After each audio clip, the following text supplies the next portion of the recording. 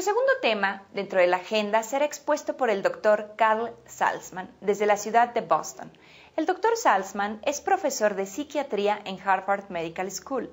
Es autor de más de 300 artículos y 6 libros. Además, es considerado por muchos de sus colegas como uno de los fundadores de la psicofarmacología geriátrica. En esta ocasión, el tema que presentará el Dr. Salzman se titula Psicofarmacología en el adulto mayor. Veamos la exposición del Dr. Salzman. Soy el Dr. Carl Salzman. Soy psiquiatra de la Facultad de Medicina de Harvard y Beth Israel Medical Hospital y del Centro Mental de Massachusetts. Esta es la primera de 2 pláticas. La primera va a ser sobre el tratamiento psicofarmacológico del paciente mayor. Para empezar, voy a darles unas guías de prescripción para la gente mayor y luego vamos a ver trastornos específicos en esta población. Una manera básica para empezar es recalcar que los pacientes mayores pueden ser tratados con medicamentos psiquiátricos, responden como la gente joven y pueden ser tratados con seguridad, así que no tengan miedo tratar a estos pacientes.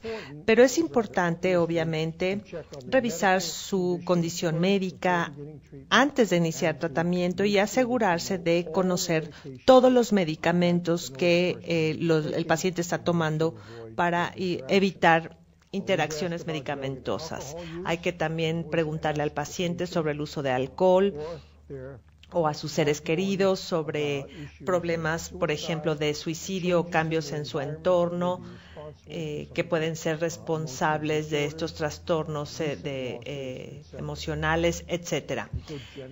Un principio general de prescripción para todos los medicamentos es empezar con una dosis baja y aumentar la dosis gradualmente y con cuidado. Los pacientes de mayor edad toman muchos medicamentos al mismo tiempo, a veces seis o más simultáneamente, entonces la polifarmacia y las interacciones medicamentosas son un riesgo en esta población. Y una buena regla de prescripción es menos medicamentos y a dosis bajas es mejor. Y como todo médico sabe, por último, estos pacientes son más sensibles a los efectos de los fármacos y a los efectos secundarios, que por lo general necesitan dosis más bajas, pero hay que ser muy, muy cautos. Esto es cierto porque la farmacología de los medicamentos en pacientes geriátricos es diferente a la de los pacientes adultos o a los niños.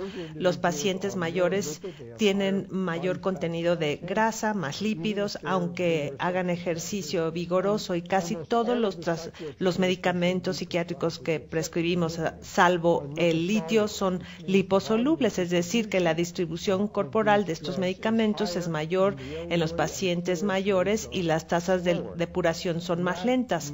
Esto quiere decir que la vida media o la eliminación es más lenta, y esto es cierto, por ejemplo, para los neurolépticos, los antipsicóticos, los antidepresivos y las benzodiazepinas, que tienen una vida media prolongada. Este es un ejemplo del cambio farmacocinético. Esta es una curva de la vida media del Valium, diazepam. Si vemos la parte inferior de la diapositiva, a los 20 años la vida media es 24 horas, con una sola píldora. A los 80 años o a los 75 años la vida media es de 100. Entonces, estos fármacos se acumulan en el torrente sanguíneo y en el cerebro y tienen una tasa de eliminación más lenta, y esto hay que considerarlo cuando prescribamos estos medicamentos. Con estos antecedentes quiero ahora hablar del tratamiento de los siguientes trastornos: psicosis por agitación, ansiedad, alteraciones del sueño y demencia. Voy a hablar del tratamiento de la depresión en una diapositiva aparte, o en una plática aparte. Empezando con el tratamiento de la psicosis o la agitación. Esto se da en muchas categorías diagnósticas. No estamos tratando un diagnóstico específico. La agitación se da con la demencia, con la psicosis, con la enfermedad neurológica, con la toxicidad farmacológica, y la psicosis temprana se exacerba en la edad mayor. A pesar de la psicosis, entonces el tratamiento sigue siendo el mismo. Antes de tratar, hay que asegurarnos de conocer la causa de la agitación, si es de inicio agudo o si se ha desarrollado progresivamente, si es ocasionada por cambios en el ambiente, como pérdidas o irse a un asilo, o cambios en el estilo de vida, o si es ocasionada por los cambios en el medicamento, o porque se retiró algún medicamento del alcohol, o por polifarmacia que tal vez no conozcamos. Y por supuesto, al saber las causas, podemos eliminarlas. A veces este es suficiente. Quiero recalcar que de los medicamentos que tienden a ocasionar agitación en los pacientes mayores son los anticolinérgicos.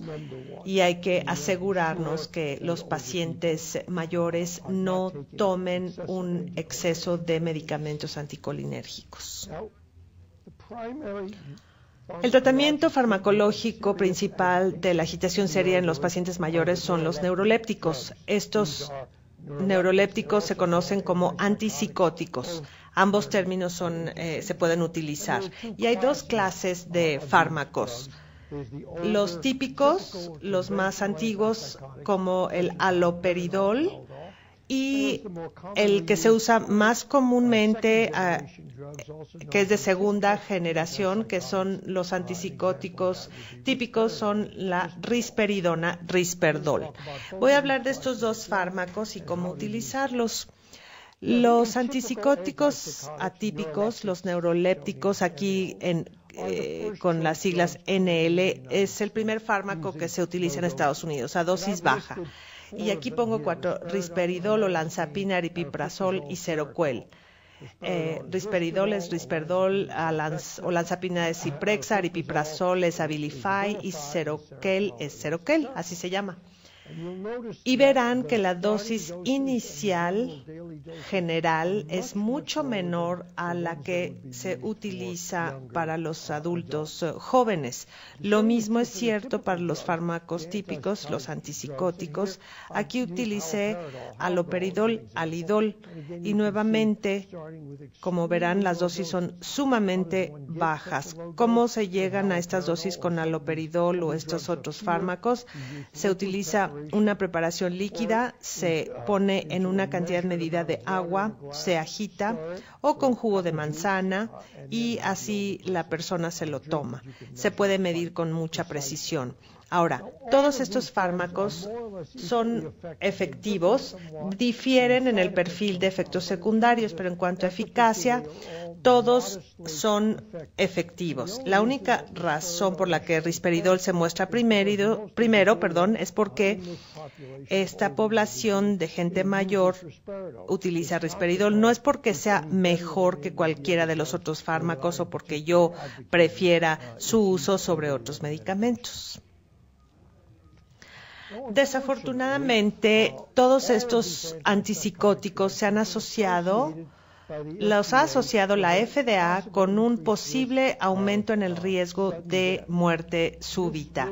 Este riesgo tiene advertencia de caja negra y representa un problema para los que lo prescriben, porque los parientes del paciente pueden saber y piden no usar estos medicamentos en sus seres queridos. Desafortunadamente, los antipsicóticos son los mejores fármacos para tratar la agitación, entonces hay que hablar con la familia sobre los riesgos y los beneficios. Los beneficios son muy claros, estos fármacos son efectivos, el riesgo de muerte súbita realmente es muy, muy bajo, y los pacientes que parece que murieron por estos medicamentos fueron hombres de más de 85 años que vivían en asilos y que tomaban dosis muy altas. Las dosis bajas de estos medicamentos no parecen conferir un mayor riesgo de muerte, pero hay efectos secundarios que hay que ponerle atención.